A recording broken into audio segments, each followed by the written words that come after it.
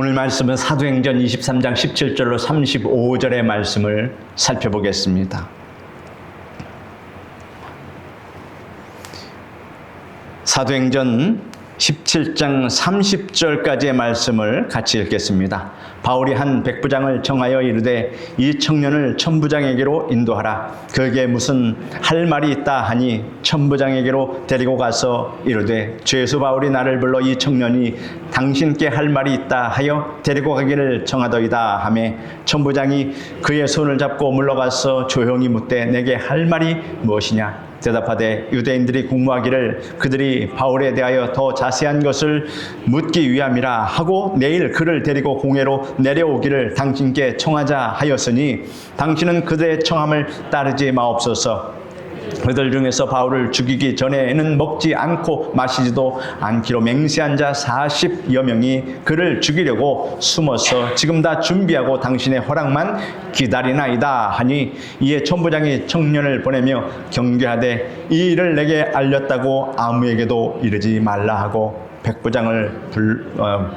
백부장 둘을 불러 이르되 밤 제3시에 가이사랴까지 갈 보병 200명과 기병 70명과 창병 200명을 준비하라 하고 또 바울을 태워 총독 벨릭스에게로 무사히 보내기 위하여 짐승을 준비하라 명하며 또 이 아래와 같이 편지하니 일렀으되 클라우디오 루시아는 총독 벨리스 각하에게 문안하나이다. 이 사람이 유대인들에게 잡혀 죽게 된 것을 내가 로마 사람인 줄 들어 알고 군대를 거느리고 가서 구원하여다가 유대인들이 무슨 일로 그를 고발하는지 알고자 하여 그들의 공회로 데리고 내려갔더니 고발하는 것이 그들의 율법에 관한 것뿐이요 한 가지도 죽이거나 결박할 사유가 없음을 발견하였나이다. 그러나 이 사람을 해하려는 간계가 있다고 누가 내게 알려주기로 곧 당신께로 보내며 또 고발하는 사람들도 당신 앞에서 그에 대하여 말하라 하였나이다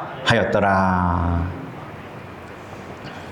사랑하는 성도 여러분, 우리 인생에는 예기치 못한 위기와 음모 그리고 억울한 상황들이 때로 찾아올 때가 있습니다. 그러나 믿는 성도는 그러한 상황 속에서도 하나님의 섭리의 손길을 신뢰하며 살아가야 합니다. 이것이 신앙생활이며 이러한 훈련을 우리가 해야 합니다. 오늘 본문에 나오는 사도 바울은 목숨이 위태로운 상황 가운데 있었지만 하나님께서 얼마나 섬세하게 그를 보호하시고 인도하시는지를 생생하게 우리에게 보여주십니다. 바울이 붙잡혀 위기의 순간을 맞이합니다. 유대인들은 바울을 죽이기 위해 먹지도 않고 마시지도 않겠다고 맹세한 40여 명의 암살단을 조직합니다. 이 사실을 어떻게 바울이 알게 되었습니까? 놀랍게도 바울의 조카 한 청년이 이 비밀을 듣고 바울에게 알리고 다시 천부장에게 알리게 됩니다. 19절에 보면 천부장이 그의 손을 잡고 물러가서 조용히 묻되 내게 할 말이 무엇이냐 하였습니다. 천부장이 이 청년의 말을 귀하게 여겼다는 점도 주목할 만합니다. 평범하고 이름도 기록되지 않는 이 청년을 통해서 하나님은 바울의 생명을 이와 같이 보호하셨습니다. 사랑하는 성도 여러분, 하나님은 홍해를 가르는 것처럼 놀라운 큰 기적만 역사하시는 것이 아닙니다. 때로는 작은 자, 이름 없는 자를 통해서도 하나님께서는 이를 이루심을 여러분 믿으시기를 바랍니다. 여러분의 기도와 간절한 중보가 누군가의 생명을 살릴 수도 있다는 사실입니다. 가정에서, 교회에서 어떤 사람이라도 하나님께서 쓰시는 사람이 될 수 있다라고 하는 것입니다. 그러므로 누군가를 위해 기도할 때 여러분 그 기도가 결코 가볍지 않은 기도라고 하는 사실, 하나님은 그 기도까지도 다 세밀하게 듣고 계신다라는 사실, 우리는 하나님에 대한 능력을 과소평가하면 안 됩니다. 우리가 하나님께 쓰임받는다는 사실은 참으로 여러분 영광스러운 일입니다. 우리 자신을 되돌아보면 하나님 앞에 내세울 것 없는 참으로 별 볼 일 없는 초라한 인생들입니다. 왜냐하면 하나님의 영광은 너무나도 크기 때문에 이 땅에서 아무리 위대한 사람, 이름 있는 사람, 권력 있는 사람이라 할지라도 하나님 앞에 서면 모두가 다 초라한 사람들입니다. 그러므로 우리는 그보다도 더 초라한 사람으로 하나님 앞에 섰을 때 하나님은 우리를 초라하게 여기지 않으심을 여러분 아시기를 바랍니다. 우리를 어떻게 여기십니까? 천하보다도 더 귀한 하나님의 거룩한 자녀로 우리를 인정해 주시고 여겨 주시니 우리가 마음이 든든하고 늘 하나님만 생각하면 가슴 뭉클하게 된다라고 하는 사실입니다. 하나님께 쓰임받는 것은 참으로 영광스러우며 또한 하나님께 쓰임받는 것, 여러분 제가 아주 중요한 사실을 말씀드리겠습니다. 하나님께 쓰임받을 때 여러분 공짜가 없다라는 사실을 여러분 꼭 명심하시기를 바랍니다. 그러므로 내가 교회에 헌신한다, 봉사한다 이런 말은 사실은 맞지 않습니다. 여러분 헌신과 봉사 아닙니다. 만약에 아무런 대가가 없다면 헌신과 봉사가 맞습니다. 그러나 내가 하나님을 위하여 헌신하면 하나님은 만 가지로 내게 되돌려 주시니 그것이 무슨 헌신이고 봉사입니까? 하나님께 열심을 다하여서 하나님께 투자해서 하나님께 모든 상을 돌려받는다는 이 원리를 알고 여러분 봉사한 것 가지고 이웃 성도들에게 자랑하지 마십시오. 여러분이 받을 복을 위해서, 상을 위해서 여러분이 스스로 여러분에게 한 것입니다. 누구를 위해서 한 것이 아니라고 하는 사실을 우리는 알아야 합니다. 고린도 전서 15장 58절 우리 같이 읽겠습니다. 그러므로 내 사랑하는 형제들아 견고하며 흔들리지 말고 항상 주의 일에 더욱 힘쓰는 자들이 되라. 이는 너희 수고가 주 안에서 헛되지 않은 줄을 알미니라. 또 읽겠습니다. 그 주인이 이르되 잘하였도다 착하고 충성된 종아 내가 적은 일에 충성하였음에 내가 많은 것을 내게 맡기리니 내 주인의 즐거움에 참여할지어다 하고 이렇게 기록하고 있으니 여러분 제 말이 맞는 말입니다. 또 요한계시록에 뭐라고 예수님께서 말씀하십니까? 보라 내가 속히 오리니 내가 줄 상이 내게 있어 각 사람에게 그의 일한 대로 갚아주리라. 아멘? 그러므로 여러분은 공짜로 헌신하고 공짜로 충성한 것 아닙니다. 지금까지 여러분들이 다 기록해놓지도 못했겠지만 여러분들이 헌신하고 충성한 모든 것들 여러분 기억 속엔 다 잊혀져 있을지라도 여러분 기뻐하십시오. 하나님은 낱낱이 기록하고 있고 낱낱이 알고 있으며 이제 예수 그리스도의 심판대 앞에 섰을 때 여러분이 그것을 확인하게 될 것입니다. 그럴 때 여러분 제가 그랬군요. 제가 그랬군요. 제가 그때 더 많이 주님께 충성하지 못한 게 이렇게 안타까운 일인 줄 몰랐습니다. 이런 아쉬운 말을 할 수도 있을 거다라고 하는 이 사실 여러분 꼭 아시기를 바랍니다. 그러므로 주께 충성하는 기회를 얻는 것은 참으로 인생의 행운을 맞이한다라고 하는 이 사실을 여러분 우리 다 공감하시기를 바랍니다. 수년 전 한 시골 교회에서 평일 주일학교 교사로 섬긴 권사님이 계셨습니다. 그분이 어린이들에게 늘 말씀을 가르치며 사랑으로 기도해 주었습니다.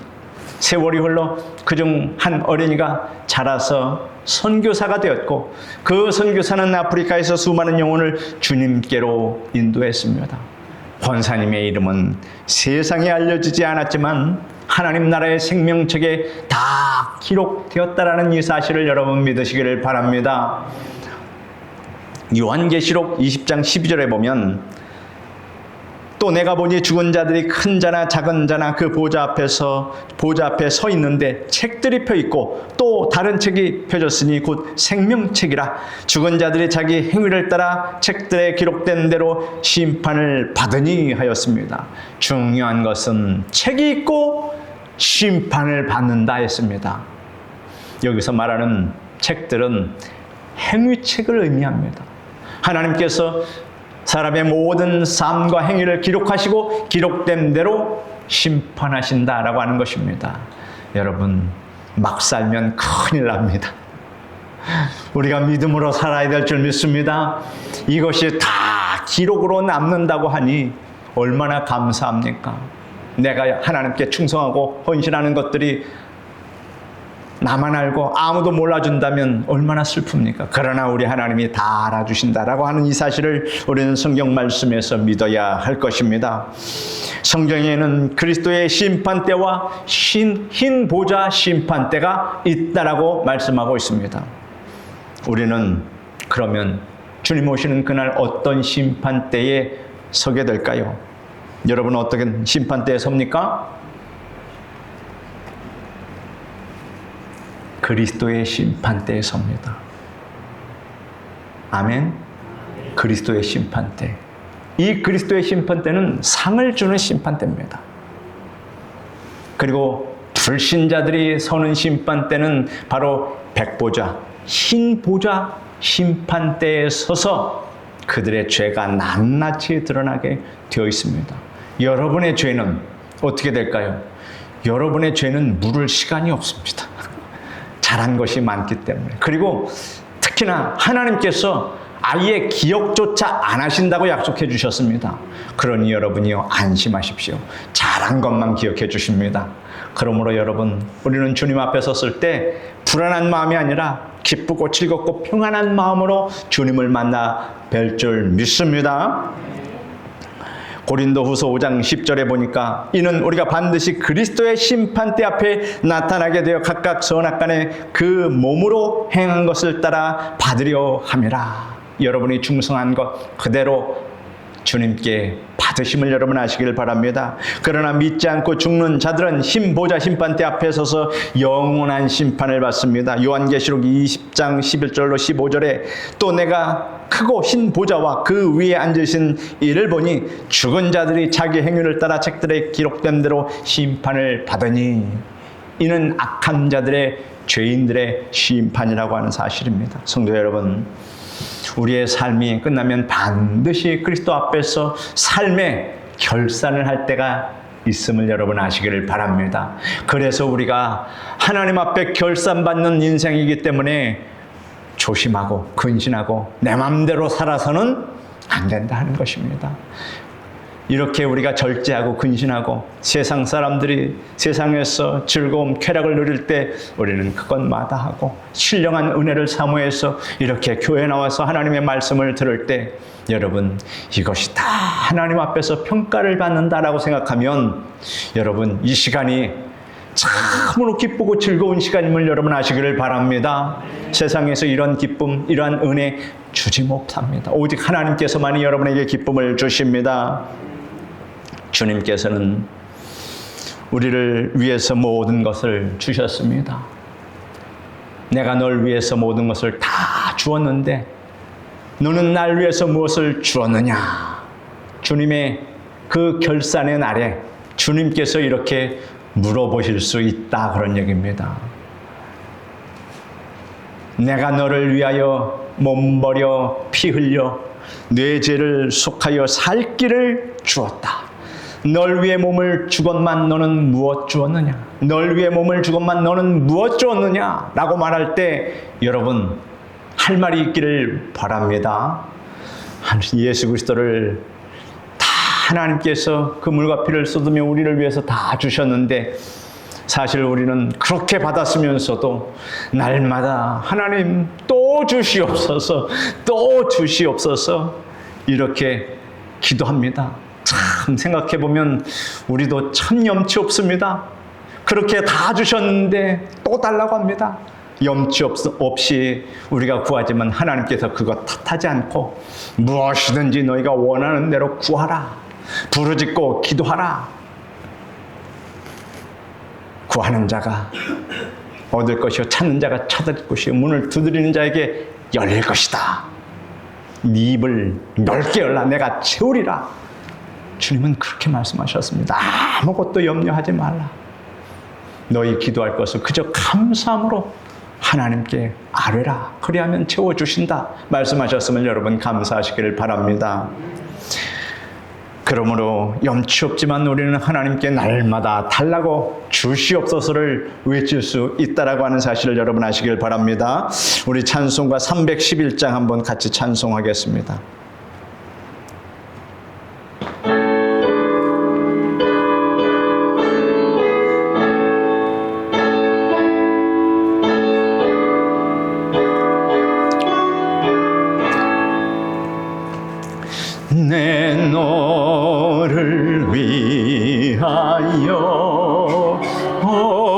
몸 버려 피 흘려 내 죄를 속하여 살 길을 주었다. 널 위해 몸을 주건만 너무 주느냐. 널 위해 몸을 주건만 너무 주느냐. 아버지 보좌와 그 영광 떠나서 밤 같은 세상에 만 백성 구하려 내 몸을 희생했건만 너무하느냐.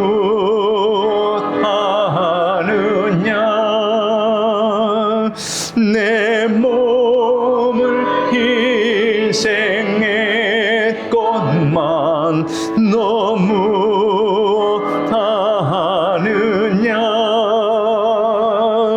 죄 중에 빠져서 영죽을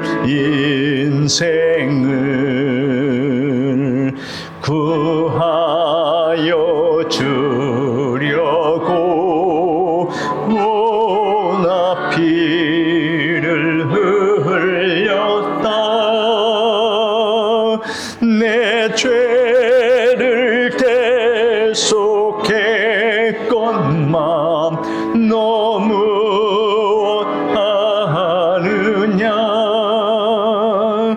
내 죄를 대속했건만 너무하느냐.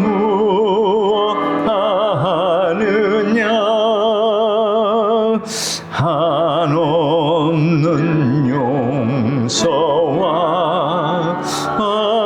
참 사랑 가지고 세상에 내려와 값없이 주었다. 이것이 귀중하건만 너무 주느냐. 이것이 귀중하건만 너무 주느냐. 한 번 죽는 것은 사람에게 정해진 것이요 그 후에는 심판이 있으리니 이것이 결산이요 우리 인생의 정산이라고 하는 사실을 여러분 꼭 아시기를 바랍니다. 바울을 죽이려는 음모를 들은 천부장은 즉시 군사 470명을 동원해서 바울을 가이사랴 총독에게 호송합니다. 보병 200명, 기병 70명, 창병 200명, 거의 전쟁 수준의 호의를 받고 있는 것입니다. 죄수 한 명을 위해서 이런 병력을 동원하는 것은 드문 일입니다. 그러나 천부장 글라우디오 루시아는 로마 시민권자인 이 바울을 지키는 데 책임감을 느끼고 또한 하나님의 섭리 아래서 이와 같이 움직인 것입니다. 바울을 24절에 보면 바울을 태워 총독 벨리스에게로 무사히 보내기 위하여 짐승을 준비하라 명하며 라고 기록하고 있습니다. 바울은 결박당한 죄수의 신분이었지만 하나님은 왕의 자녀처럼 짐승에 태워 가이사랴로 인도하셨습니다. 시편에 보면 주의 눈은 의인을 향하시고 그의 귀는 그의 부르짖음에 기울이시도다 라고 말씀하고 있습니다. 성도 여러분, 우리가 보기에는 억울하고 답답한 상황이라 해도 하나님은 그 안에 미리 다 준비하는 길을 두셨다라고 하는 사실입니다. 때로는 우리 인생을 흔들어 더 안전한 길로 하나님께서 인도하여 주십니다. 바울이 예루살렘에서 가이사랴 그리고 결국 로마까지 가게 된 길은 억울하게 붙잡혀가는 길이지만 하나님께서 계획하신 복음 전파의 여정이었다는 사실을 우리는 믿을 수가 있습니다. 천부장 루시아는 벨릭스 총독에게 자세히 보고의 편지를 씁니다.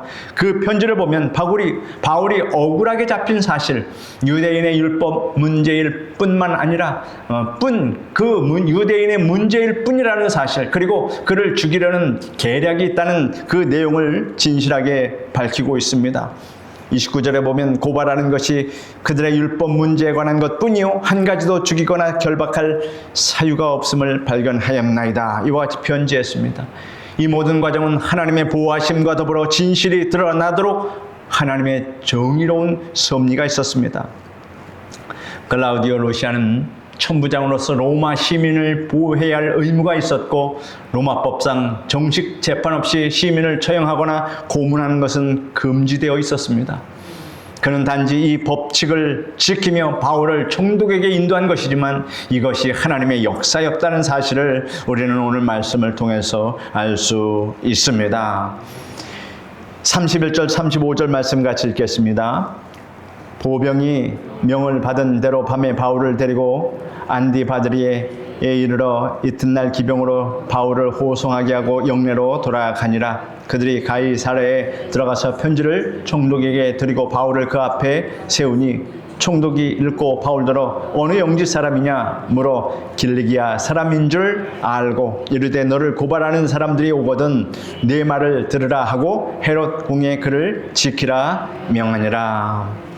결국 바울은 무사히 가이사랴에 도착하여 벨리스 총독 앞에 서게 됩니다.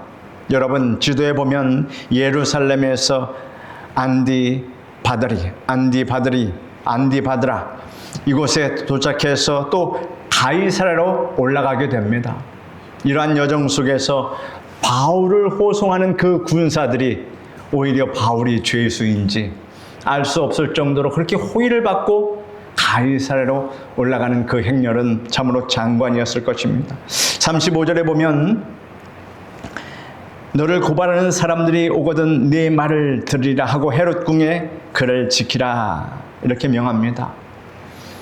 이는 단순한 감금이 아니라 비교적 안전하고 편안한 그러한 보호였다라고 하는 것입니다. 바울은 로마까지 가야 할 사명을 이미 받은 자입니다.